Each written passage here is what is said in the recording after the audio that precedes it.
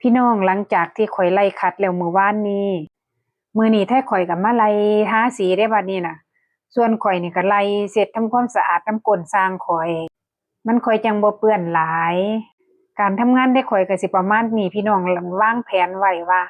ถ้าผู้หนึ่งเสร็จนี่ผู้ทาสีก็ต้องทาไปผู้เสร็จก็ต้องเสร็จน้ำก้นคือจังว่างานสีแล้ว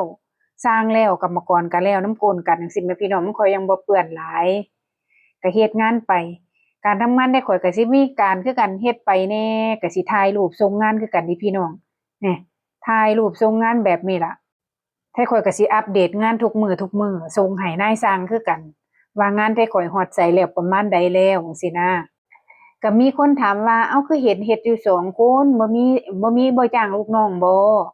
ไทข่อยก็จ้างอยู่พี่น้องเวลางานมันเข้ามาแน่นๆจังซี่ไทข่อยก็จ้างอยู่ ถ้างานมันสิบางๆแล้วก็สิคอยเฮ็ดเล่นไปคอยเฮ็ด2คนไปเพื่อหยังติเพื่อรอห้องต่อไปเรื่อยๆจั่งซี้พี่น้องถ้าเฮาจ้างเขามามันก็สิได้รงานรอหยังจั่งซี้นะทั้งมันสิปีใหม่แล้วพี่น้องมันพอกระเทินจังซี้นะแท้ข้อยก็เลยบ่เอาเขามากลัวห้องใหม่เขาสิเข้ามามันก็สิพอดีแท้ข้อยก็สิเฮ็ดห้องนี้เสร็จพอดีพี่น้องทั้งสำบายใจนำนี่ล่ะเอาเขาเข้ามามันก็สิประมาณนี้พี่น้องห่าลางเที่ยมันก็มองยากเด้หั้งเที่ยเขาก็เฮ็ดบ่ได้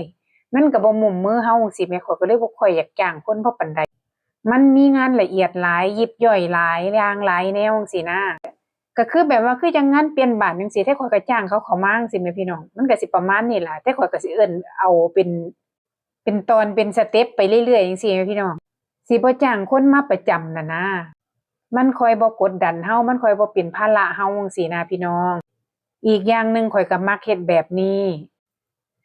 สูงๆสิก็ขึ้นที่พี่น้องไล่ยิงฟ้ายิงหยังอันนี้ก็สร้างข้อยเลาก็เฮ็ดเอาคอยเฮ็ดไป2คนก็เฮ็ดได้อยู่พี่น้องถ้ายามห้องมันมาหลายๆคักๆเฮาบ่ทันจังซี้เฮาก็ได้จ้างเขานี่ไล่ปัดฝุ่นปัดหยังออกก่อนเฮาสิทาสีค่ะเฮาบ่ปัดจังซี้มันก็เป็นเม็ดเป็นหยังบางเที่ยมันเฮ็ดหลายคนเฮาก็เบิ่งบ่ทันจังซี้นะดูแลบ่ทั่วถึงมันก็เฮ็ดลวกๆให้เฮาพี่น้องเอ้ยมันก็บ่หม้มมือเฮามาเก็บคือเก่า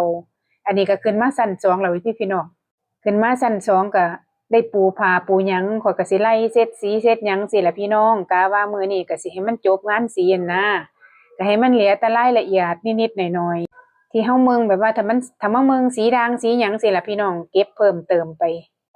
งานได้ข้อยก็สิประมาณนี้ล่ะพี่น้องคิดว่าก็เสร็จอยู่ดอกเสร็จแล้วพอดีล่ะมื้อนี้ก็ได้ ส่วนรายละเอียดมันยิบย่อยหลายอย่างหลายแนวพี่น้องเอ้ยงานภายในงานเก็บภายในนี่